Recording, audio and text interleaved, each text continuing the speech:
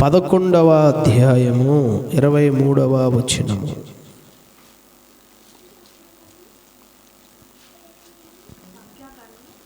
సంఖ్యాకాండము 11వ అధ్యాయము 23వ వచనము.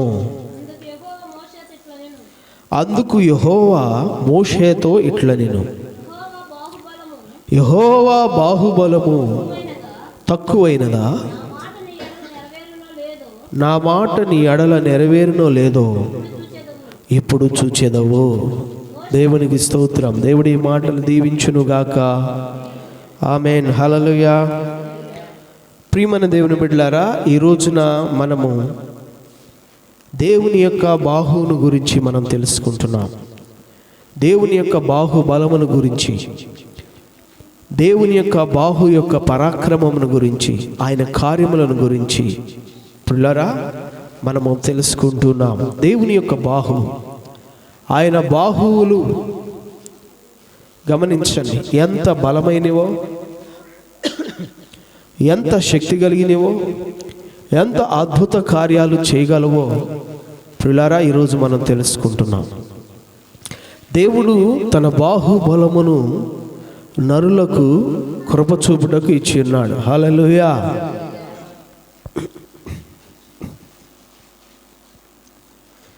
గమనించండి ప్రియమైన దేవుని బిడ్డలారా, దేవుని యొక్క బాహుబలమును గురించి ఇక్కడ రాయబడిన సందర్భంలో ఇశ్రాయేలీయులు ఐగుప్తు దేశం నుండి కానాను దేశానికి ప్రయాణమై వెళుతున్నారు. కొన్ని సంవత్సరములు వాళ్ళు ప్రయాణం చేసినాక వారిలో మిశ్రిత జనము అనేవాళ్ళు ఉన్నారు. వారిలో ఎవరున్నారండి? మిశ్రిత జనము ఉన్నారు. వారు ఏం చేశారంటే దేవుని యొక్క మహిమను, దేవుని యొక్క నడిపింపును అడ్డగించారు. దేవుని యొక్క మహిమను, దేవుని యొక్క నడిపింపును, దేవుని యొక్క కార్యాలను అడ్డగించారు. 4వ వచనములో మనకి కనబడింది, వారి మధ్యనున్న మిశ్రిత జనము మాంసాపేక్ష అధికము కనబరచగా ఇశ్రాయేలీయులు మరలా ఏడ్చి, మాకెవరు మాంసం పెట్టెదరు? ఐగుప్తులు మేము ఉచితముగా తినిన చేపలను, కీరాకులను, దోసకాయలను, కూరాకులను, ఉల్లిపాయలను, తెల్లగడ్డలు జ్ఞాపకమునకు వచ్చుచున్నవి. ఇప్పుడు మా ప్రాణము సొమ్మసిల్లుచున్నది. గమనించండి ప్రియమైన దేవుని బిడ్డలారా, ఇశ్రాయేలులో ప్రయాణం వెళుతున్నప్పుడు వారి మధ్య మిశ్రిత జనము అంటే భక్తి లేని అల్లరి మోక వంటి పనికి మాలిన జనాలు ఉన్నారు. వారు దేవుణ్ణి జ్ఞాపకం చేసుకోవట్లేదు, దేవుని కార్యాలు జ్ఞాపకం చేసుకోవట్లేదు. వారు ఏం జ్ఞాపకం చేసుకుంటున్నారంట? చూడండి ప్రియమైన దేవుని బిడ్డలారా, మనుషుల్లో కొన్ని అధికమైన వాంఛలు ఉంటాయి. అధికమైన వాంఛలు ఉంటాయి. వారు చూసిన దాన్ని బట్టి, వారు ఆశించిన దాన్ని బట్టి, వారు చూసిన దాన్ని బట్టి, వారు ఆశించిన దాన్ని బట్టి వారు ప్రవర్తిస్తూ ఉంటారు. గమనించండి ప్రియమైన దేవుని బిడ్డలారా, మనుషులకు కూడా ఇప్పుడు అనేకమైన వాంఛలు ఉంటాయి, ఆశలు ఉంటాయి. వాహనాల మీద, వస్తువుల మీద, వస్త్రాల మీద, ధనం మీద, ఈ లోక భోగాల మీద కలుగుతూ ఉంటుంది. అది అర్థమైందండి? వాహనాలు, వస్తువులు, వస్త్రాలు, ఈ లోక భోగాలు, ధనము, ఇలాంటి వాటి మీద వారికి ఏం కలిగిద్దండి? ఆశలు, వాంఛలు కలుగుతూ ఉంటాయి. అవి కలిగినప్పుడు వాళ్ళు ఏం చేస్తారంటే వాటిని కంట్రోల్ చేసుకోరు, వాటిని కంట్రోల్లో పెట్టుకోరు. కంట్రోల్ చేసుకోకుండా ఏమవుతారంటే దానిని బట్టి ఏమండి మరి ముందుకు సాగిపోయేవారుగా ఉంటారు. ఒక్కొక్కసారి అది వారిని ఏం చేసిద్దంటే విశ్వాస భ్రష్టులుగా చేసిద్ది. ఒక్కొక్కసారి అది దుర్మార్గంగా చేసిద్ది. ఒక్కొక్కసారి చాలా భయంకరంగా దురాశపరులుగా వారిని మార్చిద్ది. దురాశపరులుగా వారిని మారుస్తూ ఉంటుంది. ఉదాహరణకి నాబోతు ద్రాక్ష తోట, రాజుగారు పక్కనే అది ఉంటుంది. ఆహాబు రాజుగారు పక్కనే అది ఉంటుంది. ఆయనకి ఆ పొలం కావాలనుకున్నాడు. అయితే నాబోతు మరి నేను ఇవ్వనయ్యా, ఇది నా పితరుల నుంచి వచ్చింది, ఇది ఇస్తే నాకు స్వాస్థ్యం ఏముంటుంది, రాజుగారు నన్ను మన్నించండి అని అన్నాడు. ఆయన ఇవ్వనందుకు ఈయన అలిగాడు. ఈయన భార్య కుట్ర చేసి నాబోతును చంపించేసి. అందుకే మనుషులకి ఒక్కొక్కసారి ఏం కలిగిద్దంటే వాంఛ, కోరిక కలిగిద్ది. అది కలిగినప్పుడు అది ధనం విషయమే కానీ, వాహనాల విషయమే కానీ, వస్తువుల విషయమే కానీ, ఆ వస్త్రాల విషయమే కానీ, ఈ లోక భోగాల విషయమే కానీ, లేక పదవులు, అధికారాలు, గొప్పతనాల విషయమై, ఆ డంబముల విషయమై మనుషులకు కలుగుతూ ఉంటుంది. ఇక్కడ వీళ్ళకి తిండి మీద కలిగింది. ఇక్కడ వీళ్ళకి ఏం కలిగిందండి? తిండి మీద కలిగింది. గమనించండి ప్రియమైన దేవుని బిడ్డలారా, వాస్తవానికి ఇక్కడ జరిగిన సందర్భం ఏంటంటే, ఇశ్రాయేలీయులు 3 దినాలు ఆగకుండా ప్రయాణం చేశారు. 3 దినాలు వాళ్ళు రెస్ట్ లేకుండా ఆగకుండా ప్రయాణం చేసేలికే వాళ్ళకంట కొంచెం ఆయాసం కలిగిందంట. అప్పుడు సనగటం మొదలుపెట్టారంట. సనగటము మొదలుపెట్టారు. వారు సనుగుడికి దేవుని కోపం రగులుకొని పాళెంలో అగ్ని రేగింది. ఆ అగ్ని కింద కొంతమంది కాలిపోవడం జరిగింది.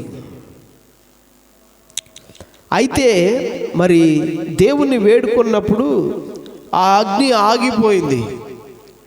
ఒక పక్క అగ్ని తగలబడుతుంది, అది ఆగిపోయింది, అది అట్లా ఆ శిక్ష జరిగింది అని తెలిసినా కానీ ఈ మిశ్రిత జనము ఏం చేశారంటే వెంటనే మరలా దేవుని మీద, అరే మనం సనిగాము కదా, దేవుడు మన ఎందుకు కోప్పడి శిక్ష వచ్చింది అని ఆలోచన లేకుండా వెంటనే మళ్ళీ మోషే దగ్గరికి వచ్చి ఏడుస్తున్నారు.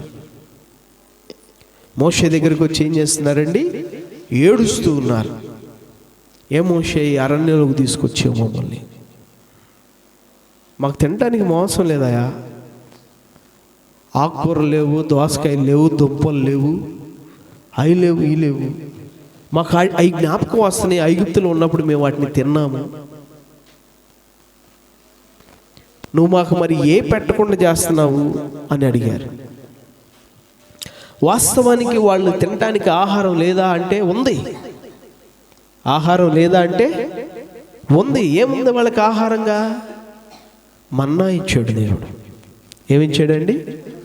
భూమి మీద మనుషులకి ఎవరికి దొరికే ఆహారం కాదు అది. భూమి మీద మనుషులకి ఎవరికి దొరికే ఆహారము కాదు అది. అది కేవలం దేవుడు మాత్రమే ఒక ప్రత్యేకమైన పంటగా ఆకాశముల నుండి దాన్ని కురిపిస్తున్నాడు.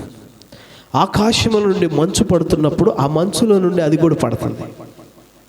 వారు దాన్ని రొట్టెలుగా చేసుకొని అనేక రకాలుగా చేసుకొని తింటున్నారు.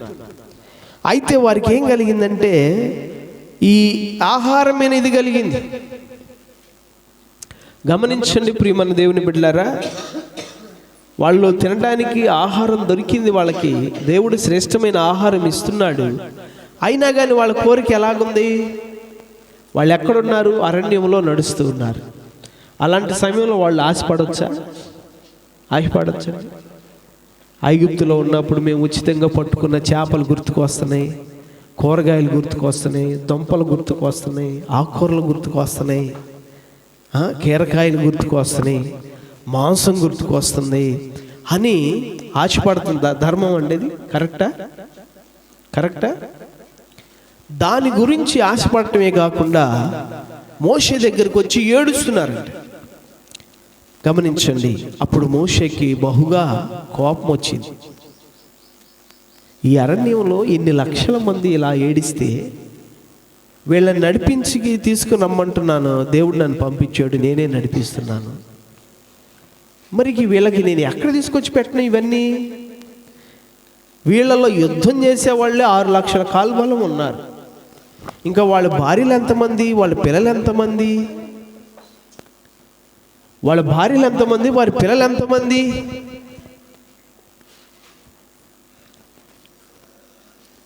వారందరూ తినాలంటే ఎంత కావాలి అని మోషేకి కూడా కోపం వచ్చి మోషే కూడా దేవుని దగ్గరకు వచ్చి ప్రార్థిస్తున్నాడు.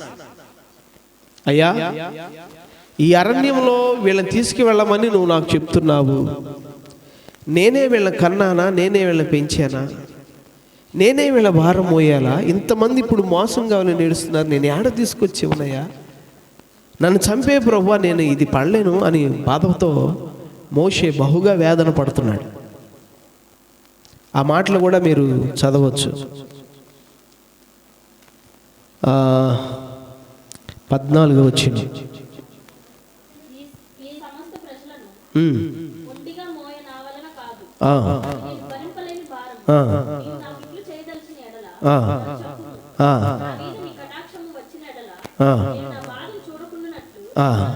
చూసారు మోషే ఎంత బాధగా ప్రార్థన చేస్తున్నారు. ఎందుకంటే ఇప్పుడు మోషేని అంతగా వీళ్ళు ఇచ్చేస్తున్నారు, వాళ్ళందరూ వచ్చేసి ఏడుస్తున్నారు. అప్పుడు దేవుడి దగ్గరికి వెళ్ళి మోషే ఇలాగ ప్రార్థన చేస్తున్నప్పుడు గమనించండి, ఈ భయంకరమైన శోధనలో ఒక్కొక్కసారి ఏమండి మంచి మంచి భక్తుల యొక్క విశ్వాసాలు కూడా కదిలించబడతా ఉంటాయి. మోషేకు కూడా ఇప్పుడు కొంచెం సంకటం ఏర్పడింది. మోషేకు కూడా కొంచెం సంకటము ఏర్పడింది. సంకోచిస్తున్నాడు. ఆయన కూడా తన విశ్వాసాన్ని అంత కనబరచలేకపోతున్నాడు. ఎందుకంటే వీళ్ళు వచ్చి అలాగా ఆయన్ని బాధ పెట్టేశారు. అప్పుడు ఇక మోషే బహుగా ఒక్కసారిగా వ్యాకులు పడ్డాడు, బాధపడ్డాడు, చంపమనే దాకా వెళ్ళిపోయాడు. కానీ దేవుడు అక్కడ మాట్లాడుతున్నాడు. హల్లెలూయా, హల్లెలూయా. గమనించండి, దేవుడు ఏమంటాడంటే, సరే వాళ్ళు మాంసం అడుగుతున్నారు కదా, నేను వాళ్ళకి మాంసం పెడతాను, రేపు వాళ్ళని పవిత్రపరుచుకొని ఉండమను, నేను వారికి మాంసం పెడతాను. అది 1 రోజు కాదు, 2 రోజులు కాదు, 3 రోజులు కాదు, 4 రోజులు కాదు, 10 రోజులు కాదు, నెల రోజులు వారికి పెడతాను అన్నాడు.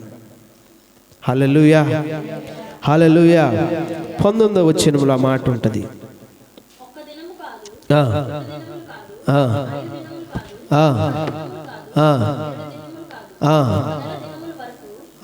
చూడండి, హల్లెలూయా. ఎన్ని రోజులంట? 1 నెల దినాలు. అది కూడా ఎలాగంటే ఏమండి, అది మీ నాసికారంధ్రము నుండి వచ్చి మీకు అసహ్యము పుట్టు వరకు దానిని మీరు ఎక్కువై కక్కి వాంతులు చేసుకుని దాని వాసన కూడా పడినంత కాలం అంతగా మీరు దాన్ని తింటారు, అంతగా నేను మీకు పెడతాను అని చెప్పేసి దేవుడు మోషేతో మాట్లాడుతున్నాడు. గమనించండి, అప్పుడు మోషేకి ఇంకొకరు డౌట్ వచ్చేసింది. మోషే ఏమని ప్రార్థన చేస్తున్నాడంటే, ఏంది ప్రభువా, ఏంటి పరిస్థితి? వీళ్ళు దాదాపు కొన్ని లక్షల మంది ఉన్నారు. ఎంతమంది ఉన్నారు? యుద్ధం చేసేవాళ్ళు 6 లక్షల మంది అండి. 20 సంవత్సరాలు మొదలుకొని 60 ఏళ్ళు లేదంటే దానిపైన ఆరోగ్యం కలిగిన వాళ్ళు యుద్ధం చేసేవాళ్ళు 6 లక్షల మంది ఉన్నారు. ఇంకా పిల్లలు ఎంతమంది, స్త్రీలు ఎంతమంది, వృద్ధులు ఎంతమంది? వీళ్ళందరినీ కలుపుకుంటే ఎట్లేదన్నా 6కి ఇంటూ ఇంకొక 6 వేసుకున్నా కానీ 12 అవుతాయి. ఇద్దరే ఉంటారా? ఎక్కువే ఉండొచ్చు. దాదాపు కొన్ని లక్షల సమూహం అక్కడ ఉంది. హల్లెలూయా, హల్లెలూయా. అప్పుడు మోషేకి భయం వేసింది, ఇదేం ప్రభువా, ఒకరోజు ఏదో ఒకసారి అంటే కుదిరిద్ది, ఇంత లక్షల మంది ఉన్నారు, మీరేమో మరి నెల రోజులు అంటున్నారు, ఇది ఎలా జరిగిద్దయ్యా? అది 21వ వచనంలో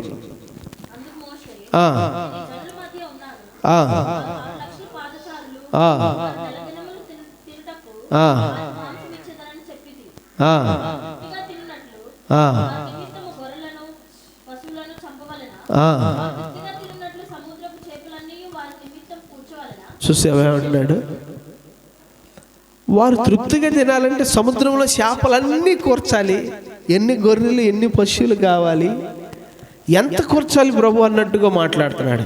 నిజమే కదా, కొన్ని లక్షల మంది తినాలంటే ఎంత ఇదో. హల్లెలూయా, హల్లెలూయా. అప్పుడు దేవుడు మాట్లాడుతున్నాడు. హల్లెలూయా. అప్పుడు దేవుడు మాట్లాడుతున్నాడు 23వ వచనంలో, అందుకు యెహోవా మోషేతో ఇట్లా, నేను యెహోవా బాహుబలం తక్కువైనదా, నా మాట నీ ఎడల నెరవేరును లేదో ఇప్పుడు నువ్వు చూచెదవు. హల్లెలూయా. నా మాట నెరవేరునో లేదో ఇప్పుడు చూచెదవు.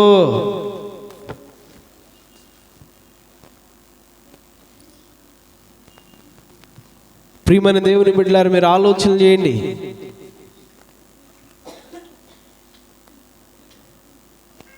దేవుని యొక్క బాహుబలమును గురించి అక్కడ మనకి ప్రత్యక్షపరుస్తున్నాడు. మోషేతో చెప్తున్నాడు, మోషే, నా బాహుబలం ఏమన్నా తక్కువైందా, నా మాట నీ ఎడల నెరవేరుదో లేదో ఒకసారి చూడు అని చెప్పేసి దేవుడు అక్కడ ఒక అద్భుతాన్ని చేశాడండి. హల్లెలూయా. గమనించండి ప్రియమైన దేవుని బిడ్డలారా, 31వ వచనములో, తరువాత యెహోవా సన్నిధి నుండి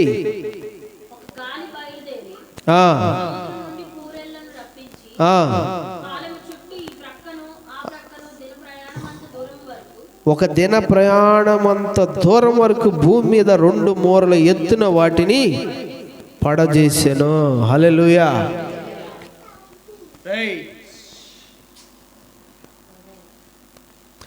గమనించండి ప్రియమైన దేవుని బిడ్డలారా, పుర్రెళ్ళు ఆ పక్షులను తీసుకొచ్చి 2 అడుగులు ఎత్తు,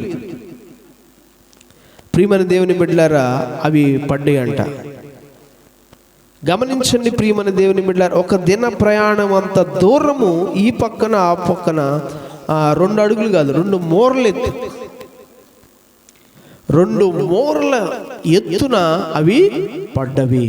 గమనించండి ప్రియమైన దేవుని బిడ్డలారా, ఆకాశములో నుండి ఒక గాలిని రప్పించి ఆ గాలిలో నుండి ఈ పురేళ్లను తీసుకొచ్చి వాళ్ళకి ఏం చేశాడండి, మాంసాన్ని ఇచ్చాడు. హల్లెలూయా. దేవుని యొక్క బాహువు ఎంత గొప్పదో చూడు. ఆయనకు అసాధ్యమైనది అసలు లేనే లేదు. హల్లెలూయా. ఆయన సమస్తమును కూడా చేయగలడు. దేవుని బాహుబలము అంత గొప్పదే. ఇశ్రాయేలీయులు అన్ని లక్షల మందికి దేవుడు ఆకాశములో నుండి మన్నాను కురిపించినట్లుగా ఏమండి పక్షులను కూడా తీసుకొచ్చి వారికి మాంసాన్ని ఇచ్చాడు. హల్లెలూయా. పెట్టల మాంసం, పక్షుల మాంసం, శ్రేష్టమైన మాంసాన్ని వాళ్ళకి ఇచ్చాడు. దేవుడు ఇక్కడ ఒక అద్భుతాన్ని ఎంతో గొప్పగా జరిగించాడో చూడండి. వాళ్ళు దేవుని యందు విశ్వాసం ఉంచలేకపోయారు, దేవుని యందు నమ్మిక ఉంచలేకపోయారు. దేవుడు ఆకాశం నుండి ఇంతమందికి మన్నాన్ని ఇస్తున్నాడు కదా, ఇది మనకెందుకు ఈడు అని వాళ్ళు ఆలోచించలేకపోయారు. అయినా మనం అరణ్యంలో ఉన్నాం కదా, ఇక్కడ దీన్ని కోరటం అంత మంచిది కాదు కానీ ఆలోచనలు కూడా వాళ్ళకి లేకుండా పోయింది. గమనించండి ప్రియమైన దేవుని బిడ్డలారా, కానీ దేవునికి అసాధ్యమైనది లేనే లేదు. సర్వలోకము కూడాను ఆయన మహిమతో నింపబడిపోయి ఉంది. హల్లెలూయా. సర్వలోకం కూడా ఏమైందండి, ఆయన మహిమతో నింపబడి ఉంది. ఆయన సమస్తము కూడా చేయగలడు. సమస్తము కూడా ఆయన చేయగలడు. ఆయనకు అసాధ్యమైంది లేదు.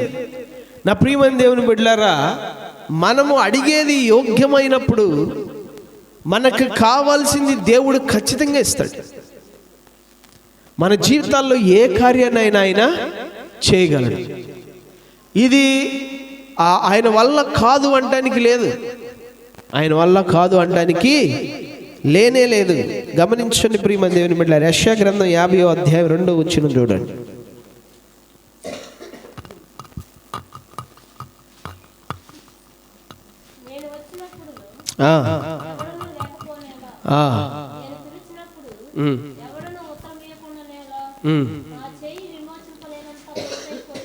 నా చెయ్యి విమోచింపలేనంత కొరచైపోయినా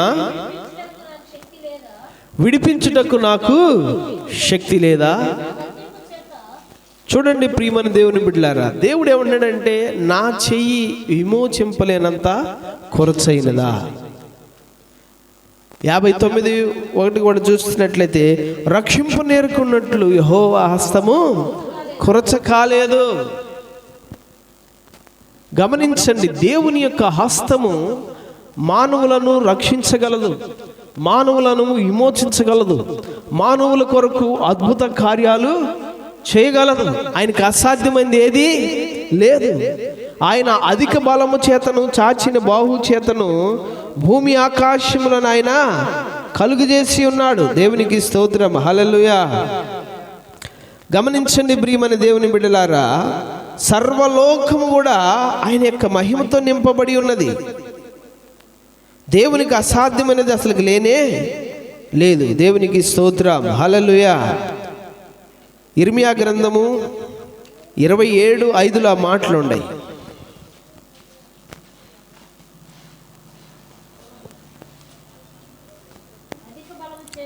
అధిక బలము చేతను చాచిన బాహు చేతను భూమిని భూమి మీద ఉన్న నరులను జంతువులను నేనే సృజించి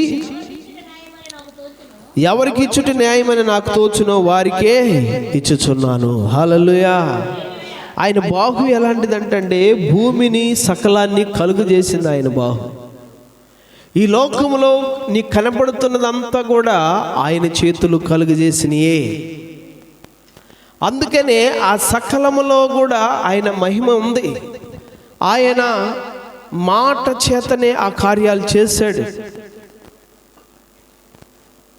శూన్యములో నుండి పక్షులు కలుగునుగా కంటే కలిగిని, నీళ్ళల్లో జలచరాలు కలుగునుగా కంటే కలిగిని, నేలలో నుండి చెట్లు కలుగునుగా కంటే ఇవి కలిగిని, భూజంతువులు కలుగుగా కంటే ఇవి. ఆయన సమస్తమును కలుగు చేసిన వాడు. ఆయనకు అసాధ్యమైనది ఏది కూడా లేదు. ఆయన బాహువులు అంత గొప్పవి. ఆ బాహు మనల్ని విమోచించింది, ఆ బాహు మనల్ని రక్షించింది, ఆ బాహు మన జీవితాల్లో గొప్ప గొప్ప కార్యాలు చేయగలదు. ఆయన సర్వాధికారి అయిన దేవుడు, సర్వశక్తివంతుడైన దేవుడు. ప్రియులారా, ఆయన కార్యం చేయగా త్రిప్పివేయగలిగిన వాడు ఎవడు కూడాను లేడు. ఆయన మనకేం చేశాడంటే ఆ బాహువును గురించినటువంటి గొప్ప వాగ్దానాలు ఆయన మనకిచ్చాడు. హల్లెలూయా.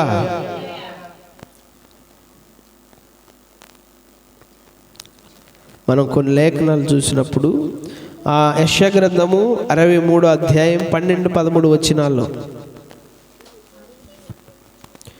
మోషే కుడి చేతి వైపున మహిమగల తన బాహువును పోనిచ్చిన వాడేడి.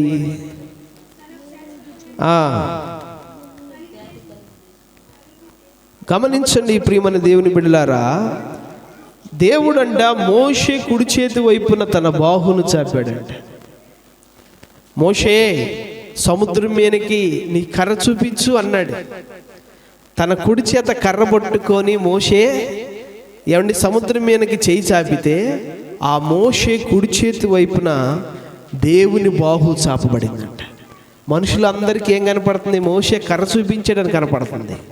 కానీ ఆ మోషే చేతి పక్కనే దేవుని చేయి కూడా ఉంది. హల్లెలూయా. ఏంది కర్ర చూపించాలి సముద్రం పాయలైపోయిందని మనం అనుకోవచ్చు.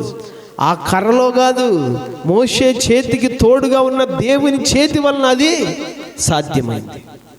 ప్రియులారా, దేవుని బాహువు నీ పక్షాన చాపబడిద్ది. అది చాపబడినప్పుడు నీ కొరకు ఆ అత్యద్భుతమైనటువంటి మార్గాలది ఏర్పరచగలదు. నీకెదురుగా ఉన్న అడ్డు ఆటంకాలన్నీ కూడా అది తీసివేయగలదు. నీ బాహుదోడుగా దేవుని బాహు వెళ్ళిద్ది. గమనించండి, మా దావీదు గారు కూడా కీర్తన గ్రంథంలో మనం చూస్తే 18వ అధ్యాయం 34,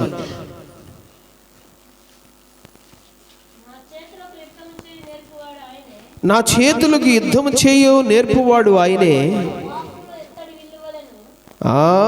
నా బాహువులు ఇత్తడి విల్లును ఎక్కుపెట్టును. చూడండి ఏమంటున్నాడు దావీదు గారు, నా చేతులకు యుద్ధం నేర్పువాడు ఆయనే, నా బాహువులు ఇత్తడి విల్లును ఎక్కుపెట్టాను. దావీదు యుద్ధంలోకి వెళ్ళినప్పుడు దావీదు యొక్క బాహువులు ఇత్తడి విల్లు ఎక్కుపెట్టులాగా బలపరిచి ఆ యుద్ధాన్ని నేర్పించి అక్కడ కార్యం జరిగించింది ఎవరంటే దేవుని బాహు. మోషే కుడి చేతి వైపున ఆ బాహు చాపబడి ఉంది, దావీదు యొక్క కుడి చేతి వైపున ఆ బాహు చాపబడి ఉంది. కాబట్టి వాళ్ళు వారి శత్రువులను గెలిచారు, వాళ్ళు తమ శత్రువుల రాజ్యాలను జయించారు, వాళ్ళు ఆ యొక్క ప్రాంతాలను స్వాధీనపరచుకోగలిగారు, గొప్ప గొప్ప పోరాటాల్లో విజయాన్ని చూడగలిగారు, దేవుని గొప్ప రక్షణ గల కార్యాలు వారు అనుభవించగలిగారు.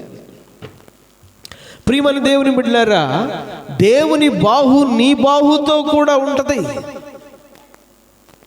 ఆ బాహువు నీకు విజయాన్ని ఇచ్చింది. ఆ బాహువు నీ ఎదుట మార్గాలను సిద్ధపరిచింది. నీ ఎదుట అడ్డు ఆటంకాలను, నీ ఎదుట నీ శత్రువులను లేకుండా చేసింది ఆ బాహు. దేవుని బాహువులు అంత గొప్పవి. ఆ దేవుని బాహువు వారి బిడ్డలతో కూడా ఉంటుంది. హల్లెలూయా! ఇది ఎంత గొప్ప మాట అండి. హల్లెలూయా, హల్లెలూయా. ఏమండి, నీ కుడి చేతికి దేవుని కుడి చేయి ఉంటే ఎంత గొప్ప ధన్యత. ప్రియమైన దేవుని బిడ్డలారా, నీ చేయి చాపబడ్డప్పుడు దేవుని చెయ్యి నీకు తోడుగా చాపబడితే ఎంత గొప్ప ధన్యత అది.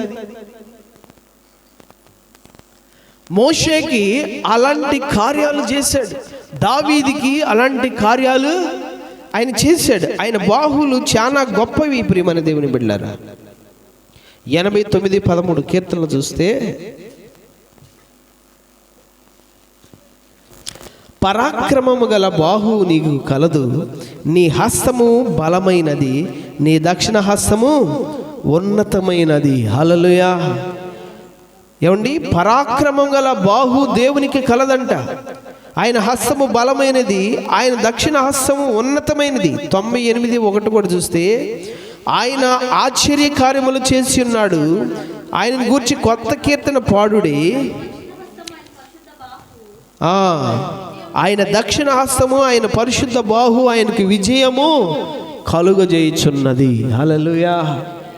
నా ప్రియమైన దేవుని బిడ్డలారా, దేవుడు తన బాహు చాపి తన ప్రజలను రక్షించువాడుగా ఉన్నాడు, తన ప్రజలను విమోచించువాడుగా ఉన్నాడు, తన ప్రజల పక్షాన అద్భుత కార్యాలు చేసేవాడుగా ఉన్నాడు.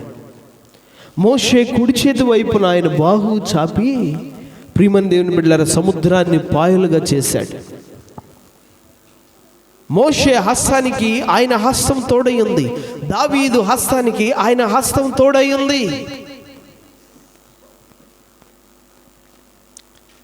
ప్రియమైన దేవుని బిడ్డలారా, కొత్త నిబంధనలకు వచ్చినప్పుడు కూడా మనం చూసినప్పుడు అపోస్తుల కార్యములో కొంతమంది వెళ్ళిపోయి సువార్త ప్రకటిస్తున్నప్పుడు యెహోవా హస్తము వారికి తోడుగా ఉన్నందున వారు వెళ్ళిన ప్రతి ప్రాంతంలో దేవుని కార్యాలు జరిగి గొప్ప ఉద్యమం కలిగి అనేక మంది ప్రజలు రక్షించబడి గొప్పగా సంఘాలు కట్టబడ్డాయి.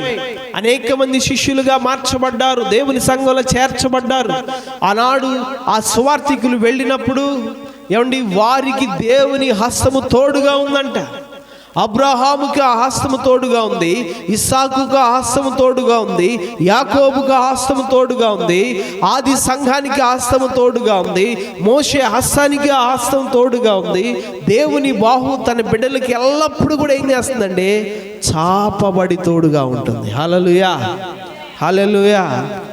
ప్రియమైన దేవుని బిడ్డలారా, దేవుని బాహువులు ఉన్నతమైనవి, అవి గొప్పవి, బలమైనవి, అవి భూమి ఆకాశములు కలుగు చేసినవి. ఆ బాహువులకు అసాధ్యమైంది ఏది కూడా లేదు. ఆయన చేయగలిగింది సమస్తం కూడా, ఆయన చేయలేదంటూ ఏది లేదు. ప్రియమైన దేవుని బిడ్డలారా, దేవుని యొక్క ఆ బాహువులు మనకి తోడుగా ఉంటున్నాయి. దేవుని యొక్క ఆ బాహువులు గమనించండి ప్రియమైన దేవుని బిడ్డలారా. నేను మీకు కొన్ని మాటలు చూపిస్తాను, చూడండి.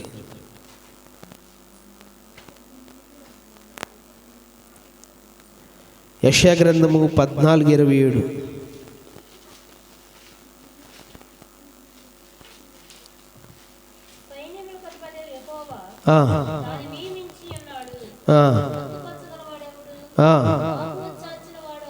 బాహు చాచిన వాడు ఆయనే, దాన్ని త్రెప్పగలిగిన వాడెవడు? హల్లెలూయా. ఏమండి, ఆయన బాహు చాపగా దాన్ని త్రెప్పగలిగిన వాడు ఎవడు? గమనించండి ప్రియమైన దేవుని బిడ్డలారా, మనం చూసినప్పుడు దేవుడు ఆయన బాహు చాపగా ఆయన కార్యము తలపెట్టగా దాన్ని త్రెప్పగలిగిన వాడు ఎవడు కూడా లేడు. హల్లెలూయా. ప్రియమైన దేవుని బిడ్డలారా, దేవుని బాహువులు అంత గొప్పవి, దాన్ని త్రిప్పగలిగిన వాడు ఎవడు కూడా లేడు. అంత గొప్పగా ఆయన కార్యాలు ఉన్నాయి. ప్రియమైన దేవుని బిడ్డలారా, మనం చూసినప్పుడు ఆ సంఖ్యాకాండంలోనే 23 చూడండి.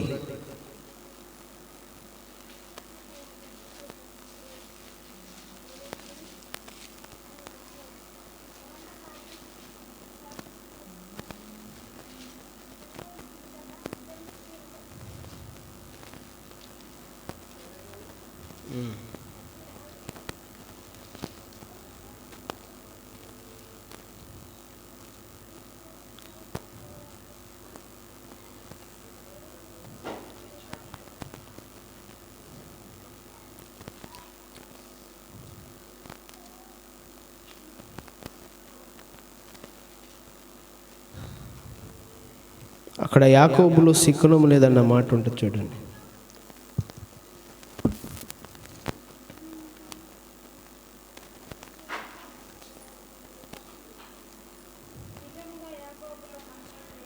ఎన్నో వచ్చినమ్మా?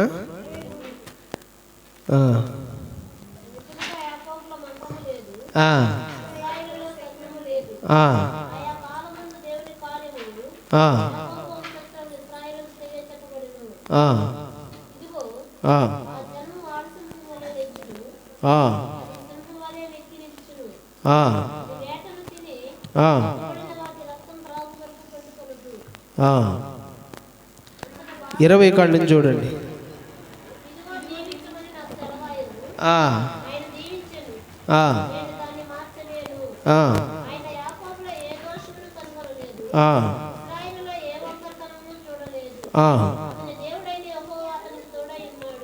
దేవునికి స్తోత్రం. హల్లెలూయా. అతని దేవుడైన యెహోవా అతనికి తోడై ఉన్నాడు. రాజు యొక్క జైదుమని వారిలో ఉన్నది.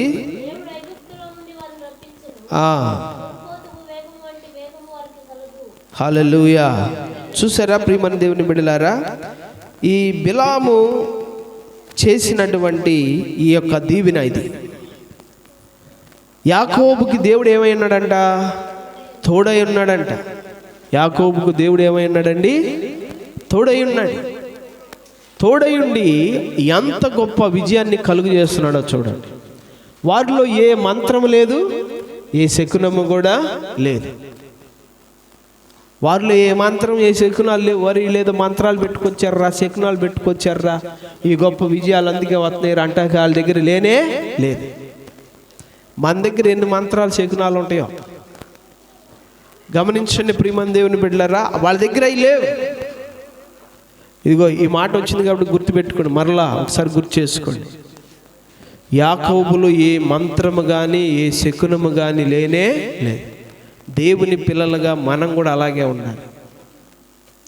మీరు ముహూర్తాలు కానీ, జాతకాలు కానీ, వాస్తులు కానీ, ఏమండి ఈ కానీ ఏవి మీరు చేయకూడదు.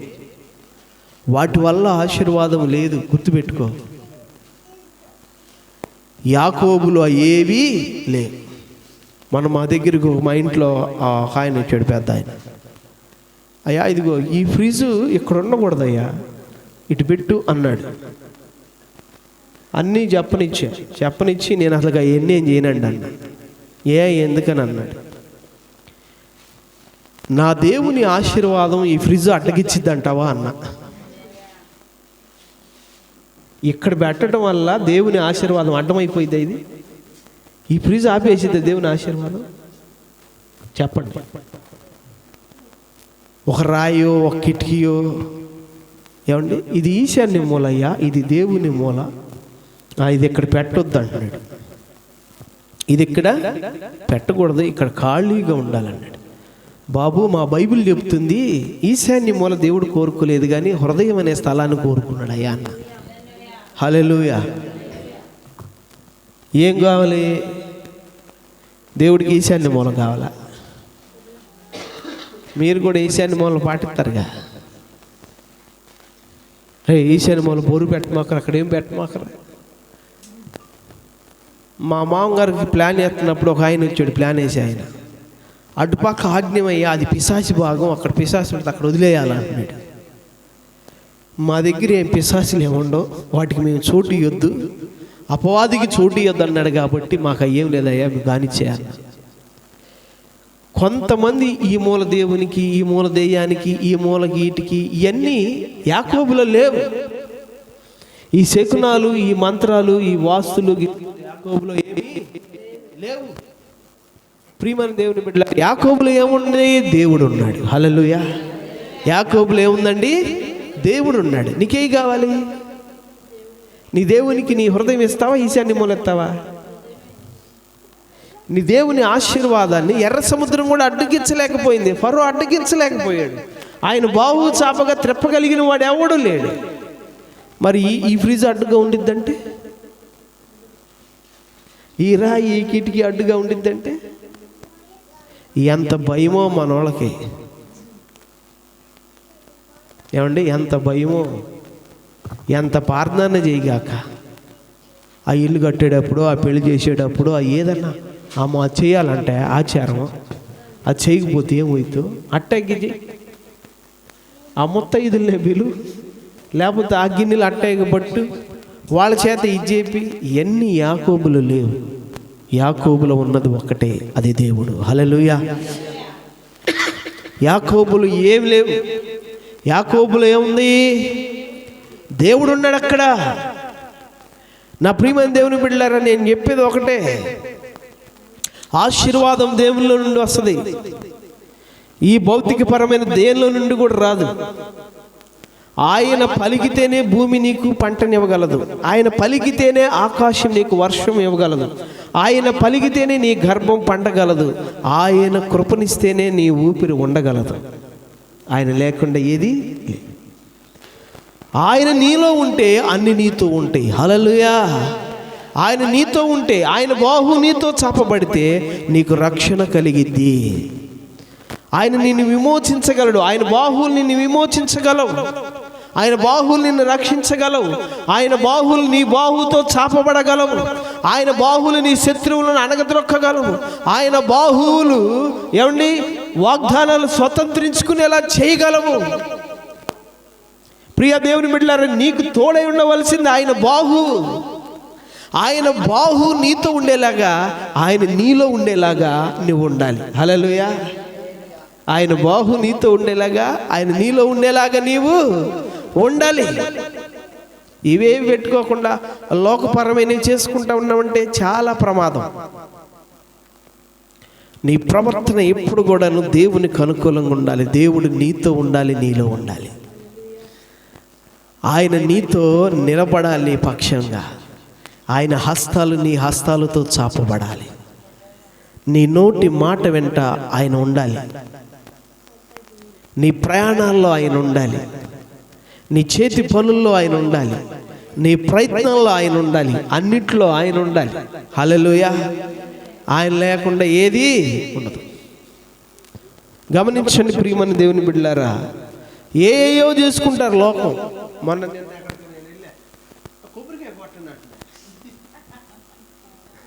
హల్లెలూయా. అది తినటానికి దేవుడిచ్చిన ఆహారం, అవునా కాదు? అది తినడానికి దేవుడిచ్చిన ఆహారం, దాన్ని తినటానికే వాడాలి. అదేమన్నా శాపాన్ని తీసేసిద్దా, శుభాన్ని తీసుకొచ్చిద్దా? ఆహారము ఆహారమే. శుభమైన శాపమైన అది దేవుని నుండి రావటమే. దాన్ని ఎవడు పుట్టించలేడు, ఎవడు తొలగించలేడు. హల్లెలూయా, హల్లెలూయా. ప్రియమైన దేవుని బిడ్డలారా, వ్యర్థమైన వాటిని విడిచిపెట్టండి. ఏమండి? వ్యర్థమైన వాటిని విడిచిపెట్టండి. విడిచిపెట్టకుండా చేసుకున్నారంటే నిష్ప్రయోజకులు అవుతారు. దేవుడు లేకుండా వ్యర్థమైన వాటిని తెచ్చుకుంటే ఏం ప్రయోజనం? దేవుడు లేకుండా వ్యర్థమైన తెచ్చుకోవటం వల్ల ప్రయోజనమే ఉండదు. ఈ యొక్క మధ్యాహ్న సమయంలో దేవుని వాక్యం వింటున్న మీరు ఒకసారి ఆలోచన చేయండి ప్రియమైన దేవుని బిడ్డలారా. యెహోవా బాహువు ఎలాంటి గొప్ప కార్యాలు చేసిద్దాం. అయ్యా, నేను ఈ బలహీనతల్లో ఉన్నానయ్యా, అయ్యా నేను ఈ బాధల్లో ఉన్నానయ్యా, నేను ఈ శ్రమల్లో ఉన్నానయ్యా, నేను ఇక్కడ బానిసై ఉన్నానయ్యా, అయ్యా నేను ఇక్కడ నలిగిపో. అసాధ్యమైంది లేదు. దేవుడు నిన్ను అక్కడ విమోచించగలడు. హల్లెలూయా. ఫరో చేతిలో నుండి దేవుడు విడిపించాడండి. నువ్వున్న బాధల్లో నుండి నిన్ను ఎందుకు ఆయన విడిపించడు? ఏమండి? ఆయన రక్షించడానికి సమర్థుడు, ఆయన విమోచించగలిగిన వాడు, ఆయన నీ కొరకు గొప్ప కార్యాలు చేయగలిగిన వాడు ఆయన. అమ్మా, ఆయన నిన్ను పోషించగలడు. హల్లెలూయా. అన్ని లక్షల మందికి అంత ఆహారం పెట్టినవాడు, అన్ని సంవత్సరాలు ఆకాశం నుండి మన్నాను కురిపించినవాడు నిన్ను పోషించడా? ఎందుకు దిగులు పడతావు? ఎందుకు బాధపడతావు? దేవుడు నీతో ఉండేలాగా, ఆయన బాహువు నీకు తోడుగా ఉండేలాగా ఏమండి నీవు ప్రయత్నం చెయ్యి. హల్లెలూయా. నీవు జీవించు, నువ్వు పని చేయి. నువ్వు ఆ పని చేయగలిగితే ప్రియులారా, దేవుని యొక్క బాహువులు నీ కొరకు గొప్ప కార్యాలు చేయగలవు. హల్లెలూయా. నేను బేదరాలనయ్యా, నా స్థితి దీనమైందయ్యా, నాకు ఎట్లాగయ్యా నువ్వు అనుకోవచ్చు. ఏమండి? దేవునికి అసాధ్యమైంది లేదు. దేవుడు సమస్తం చేయగలడని నమ్మాలి. మనం నమ్మిక ఉంచాలి, అంతే. నమ్మిక ఉంచాలి. నీ ప్రతి పరిస్థితిలో దేవుని వైపు తిరుగు. హల్లెలూయా. దేవునిపై ఆధారపడు. దేవుని తట్టు తిరిగి దేవునిపై ఆధారపడి దేవుని దగ్గరికి రా. దేవుని నమ్మి ప్రార్థించు. అది ఏ విషయమైనా సరే, అది ఏ పరిస్థితి అయినా సరే, ఏ విషయంలోనైనా ఏ పరిస్థితిలోనైనా నువ్వు దేవుని వైపు తిరిగి దేవుని దగ్గరకు వచ్చి దేవుని ఆశ్రయిస్తే తప్పక ఆయన బాహువులు నిన్ను రక్షించగలవు. ఆయన బాహువులు నీ కొరకు గొప్ప కార్యములు చేయగలవు. ఆయన బాహువులు సమర్థవంతమైనవి, అవి శక్తివంతమైనవి. ఆయన చాపగా దాన్ని త్రిప్పగలిగిన వాడు ఎవడూ లేడు. ఆయనకు అసాధ్యమైంది లేనే లేదు. ఆయన పిలవగా అన్నీ ఆయనకు పలుకుతాయి, అంతే. ఆయన చెప్పగా అన్నీ ఆయనకు లోబడతాయి, అంతే. ఆయన కార్యం తలపెట్టగా అవి సమస్తము సమకూడి జరుగుతాయి, అంతే. హల్లెలూయా. తక్కువ కాకుండా జరిగింది ఏమండి? తక్కువ కాకుండా మహిమకరంగా గొప్పగా నీ కార్యాలు ఆయన చేయగలిగిన గొప్ప దేవుడు. హల్లెలూయా. ఆయన అలాగ జరిగించుటకు సమర్థుడు. ఆయన అంత నమ్మదగిన వాడు. హల్లెలూయా, హల్లెలూయా. నా ప్రియమైన దేవుని బిడ్డలారా, నువ్వు దేని వైపు చూడొద్దు, దేని వైపు నువ్వు ఆధారపడద్దు, దేన్ని చూసి కూడా నువ్వు కృంగిపోవద్దు, దేని గురించి కూడా నువ్వు దుఃఖపడవద్దు, దేని గురించి కూడా నువ్వు కలవరము భయం నీ దగ్గరికి రానియకూడదు.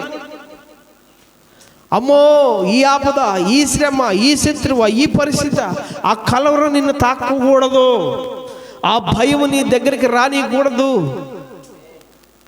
నా ప్రియమైన దేవుని బిడ్డలారా, యెహోవా బాహువులు నీకు తోడుగా ఉంటాయి. ఆయన బాహు నీతో ఉండులాగున నువ్వెప్పుడు కూడాను ఆయన ఆశ్రయించాలి. హల్లెలూయా.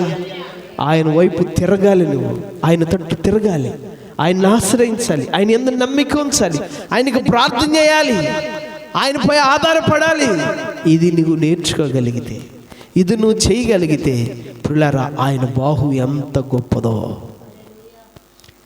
దావీదుకు ఆ గొప్ప విజయాలు, మోషేకి ఆ అద్భుతాలు ఆయన బాహు వల్లనే జరిగినాయి. హల్లెలూయా, హల్లెలూయా. ఆయన చెప్తున్నాడు, రక్షింపనేరకున్నట్లుగా యెహోవా హస్తము కొరచక, విననేరకున్నట్లుగా ఆయన చెవులు మందము కానే కాదు. ఆయన చాచిన బాహు చేతను భూమి ఆకాశాలను ఆయన కలుగజేశాడు. ప్రియమైన దేవుని బిడ్డలారా, దేవుని బాహువులంట నీ క్రింద ఎత్తు పట్టుకొని ఉంటాయంట. హల్లెలూయా. నీ క్రింద ఎత్తు పట్టుకొని ఉంటాయంట. ఆయన బాహువులు ఎత్తుకుంటాయంట. ముది మోచ వరకు నిన్ను ఎత్తుకొని వాడను నేనే. హల్లెలూయా. ప్రియులారా, ఆ రెఫరెన్స్ నాకు కనపడలేదా?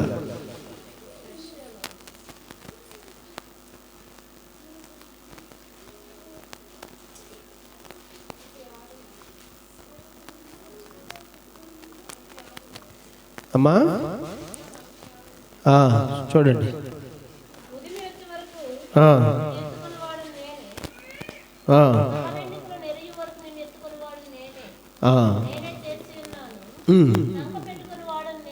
హల్లెలూయా. ద్వితీయోపదేశకాండం 33:27 కూడా చూడండి.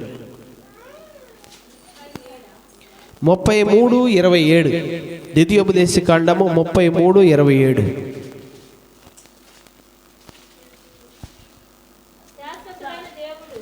జాగ్రత్తగా వినండి ప్రియమైన దేవుని బిడ్డలారా. దేవుని యొక్క గొప్ప వాగ్దానాలు, గొప్ప కృప మనకి ఇక్కడ దొరుకుతుంది.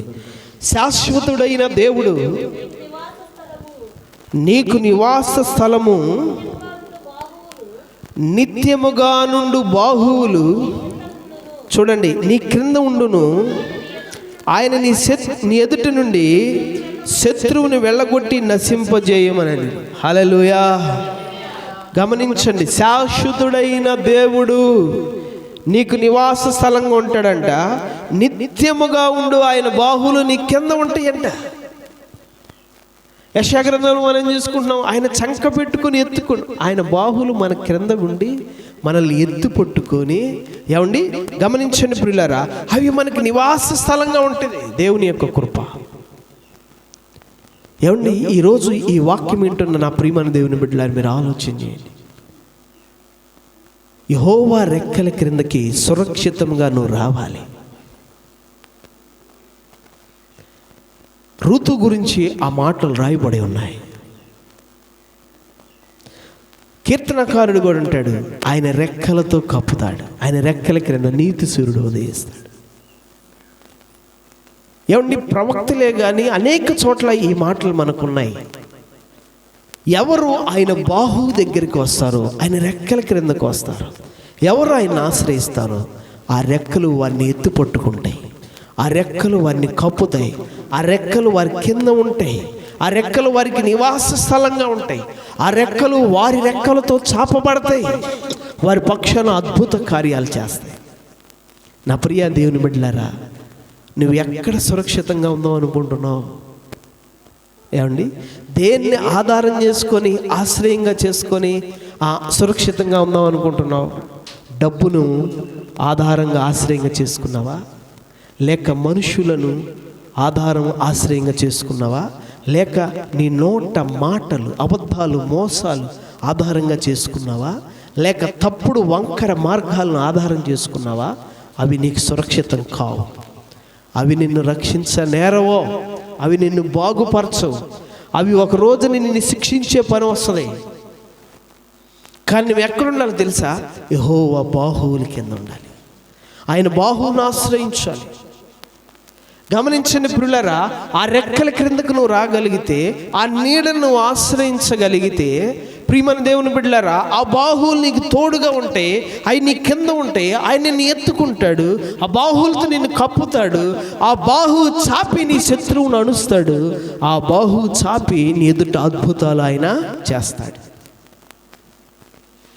నీ ఎదుట సముద్రాన్ని పాయలు చేయగలడు. నీ ఎదుట నీ శత్రువును నాశనం చేయగలడు. నీ ఎదుట గొప్ప కార్యాలు ఆయన చేయగలడు. నిన్ను ఆయన పోషించగలడు. ఇశ్రాయేలు 40 సంవత్సరాలు పోషించాడు. 1 నెల దినాలు వారికి మాంసం పెట్టగలిగాడు. నా బాహుబలం ఏమైనా తక్కువైంది అనుకుంటున్నావు మోషే? ఈరోజు జరిగిందో లేదో చూడు. నువ్వు దేవునికి అసాధ్యమైంది లేనే లేదు. నా ప్రియ దేవుని బిడ్డలారా, దేన్ని ఆధారం చేసుకున్నారు? విన్నావా మా విజయ?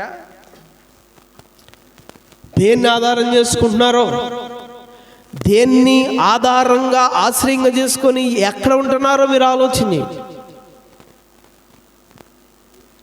దేవుని బాహు దగ్గరికి నువ్వు రాగలిగితే, ఆయన రెక్కల క్రింద నువ్వు ఉండగలిగితే, ఆయన ఆశ్రయించగలిగితే, మోషేతో పాటు ఆ బాహు చాపబడింది, అద్భుతాలు చేసింది. ఎంత గొప్ప కృప, ఎంత గొప్ప వాగ్దానం అండి. ఆయన ఎన్ని వాగ్దానాలు మనకిచ్చాడు. ఆయన మనల్ని విమోచించగలడంట, రక్షించగలడంట, మన కొరకు అద్భుతాలు చేయటానికి ఆ బాహు చాపగలడంట. ఆ బాహు మన కింద ఆయన ఉంచుతాడంట. ఆ బాహువుతో మనల్ని కప్పుతాడంట. ఎన్ని! నా ప్రియ దేవుని బిడ్డలారా, ఈ రోజున ప్రభువును బట్టి ధైర్యం తెచ్చుకోవాలి. హల్లెలూయా! నువ్వు ప్రభువును ఆశ్రయించాలి. నీ జీవితాన్ని బాగు చేసుకోవటానికి, నీ పరిస్థితులు బాగు చేసుకోవటానికి, నీ భయాలు, నీ కలవరాలన్నీ పోగొట్టడానికి విశ్వాసంతో నువ్వు దేవుని వైపు చూడు. విశ్వాసంతో దేవుని వైపు చూసి ఆ బాహువు దగ్గరికి నువ్వు రాగలిగితే, ఆ బాహువు దగ్గరికి నువ్వు రాగలిగితే, ఆ బాహువుతో ఏమండి నీవు ఆయన కృపను నువ్వు కోరితే ఆ యొక్క రక్షణ నువ్వు చూస్తావు. హల్లెలూయా! ఆ విజయాన్ని నువ్వు చూస్తావు, ఆ అద్భుతాలను చూస్తావు, ఆ కార్యాలను చూస్తావు. ఆ అద్భుతమైన, ఆశ్చర్యమైన గొప్ప కార్యాలను నీవు చూసి నీ జీవితంలో మేలుతో అనుభవించగలుగుతావు. ప్రియా దేవుని బిడ్డలారా, అరణ్యములో ఎవరు దిక్కు? దేవుని బాహువులే దిక్కు. హల్లెలూయా! శత్రువులు ఎదుట ఎవరు దిక్కు? దేవుని బాహువులే దిక్కు. ఆకలైన వేళలో ఎవరు దిక్కు? దేవుని బాహువులే దిక్కు. శ్రమ కలిగిన ఎవరిని లోయలో కుంగిపోతున్నప్పుడు ఎవరు దిక్కు? ఆయన బాహువులే. అనారోగ్యాల్లో ఆ నీతి సూర్యుడు తన రెక్కలతో కప్పగా కొవ్విన దూడవలే గంతులు వేసి ఆరోగ్యము ఆయనే ఇస్తాడు మనకి. చెదరిపోయిన జీవితంతో ఆ బాహువును ఆశ్రయించింది రూతు. ప్రియమైన దేవుని బిడ్డలారా, అద్భుతాన్ని ఆమె చూసి ఆ బాహువు ఆమె పక్షాన ఎలాంటి కార్యాలు చేసి ఎంత గొప్ప భాగ్యముతో, సంతోషంతో ఆమె జీవితాన్ని నింపిందో, ఈరోజు నీ జీవితంలో కూడా దేవుడు గొప్ప కార్యాలు చేస్తాడు. ఆ బాహు నీ కొరకు కూడా చాపబడుతుంది. అది నీ కొరకు కూడా ఉన్నది. హల్లెలూయా! ఎందుకంటే ఆయన నిన్ను కోరుకుంటున్నాడు. ఆయనకి నీవు కూడా బిడ్డవే. హల్లెలూయా! గమనించండి ప్రియుల, ఈ వాగ్దానం నీ కొరకు కూడా ఉంది. నువ్వు వ్యర్థతను విడిచిపెట్టాలి. ఇప్పటికైనా ఇంతవరకు దేన్ని చేసుకున్నావు దాన్ని విడిచిపెట్టేసేయాలి. విడిచిపెట్టి ప్రియమైన దేవుని బిడ్డలారా, దేవుని బాహువును ఆశ్రయించు. ఇశ్రాయేల్లో, యాకోబులో ఏ శకునము, ఏ మంత్రం లేనే. దేవుడే ఉన్నాడు. హల్లెలూయా! దేవుడే ఉన్నాడు. ఆయన నీతో ఉంటే చాలు. ఆయన బాహు నీపై చాపబడితే చాలు. హల్లెలూయా! హల్లెలూయా! ప్రియులారా, నీకు గొప్ప విజయం వస్తుంది. కాబట్టి ఈ యొక్క మధ్యాహ్న సమయంలో వాక్యం వింటున్న మీరు ఆలోచించి, ఆయన బాహువులు మీరు ఆశ్రయిస్తే మీకు ఎంతో మేలు. ఇక దేన్ని మీరు ఆశ్రయించొద్దు. నువ్వు ఏ పరిస్థితిలో ఉన్నా సరే, ఏమండి, ఆయన బాహువును ఆశ్రయించు. నువ్వు ఆయన కృపను కోరు, ఆయన దగ్గరికి రా, ఆయన తట్టు తిరుగు, ఆయనకు ప్రార్థన చేయి, ఆయన యందు విశ్వాసం ఉంచు. నీవున్న స్థితిలో నుండి ఆయన నిన్ను రక్షించుటకు సమర్థుడు. నీ కొరకు అనేక ఆశ్చర్య అద్భుత కార్యాలు చేయుటకు ఆయన సమర్థుడు. నీ జీవితాన్ని వెలిగించి ఆదరించి బలపరచుటకు ఆయన సమర్థుడు. ఇక ఏది నీ దగ్గర ఉండకూడదు, ఆయనే ఉండాలి. హల్లెలూయా, హల్లెలూయా. ఆయనే నీలో ఉండాలి. ఇక ఏది కూడా నీ దగ్గర ఉండడానికి. ఉంచుకున్నావంటే నీ ఇష్టం. ఏమండి, ఉంచుకున్నావంటే నీ ఇష్టం. నీవే ఒక రోజున సిగ్గుపడతావు. అర్థమవుతుందా? ఎందుకంటే అవి రక్షింపలేవు కాబట్టి, అవి నిన్ను కాపాడలేవు కాబట్టి, దానివల్ల నీకేమేలు ఉండదు కాబట్టి. ఏమండి, ఎంతోమంది ఎన్నో ప్రయత్నాలు చేస్తున్నారు, ఎంతవరకు బాగుపడుతున్నారు? దేవుని కృప లేకుండా బాగుపడేవాడు ఎవడూ లేడు. హల్లెలూయా. ఇలా చెప్పుకుంటూ పోతే చాలా ఉన్నాయి. తలల వంచండి, ప్రార్థన చేసుకుందాం. దేవుడి వాక్యాన్ని దీవించును గాక. ఆమేన్. ఈ యొక్క దినము దేవుడు మనకిచ్చినటువంటి ఈ మాటలు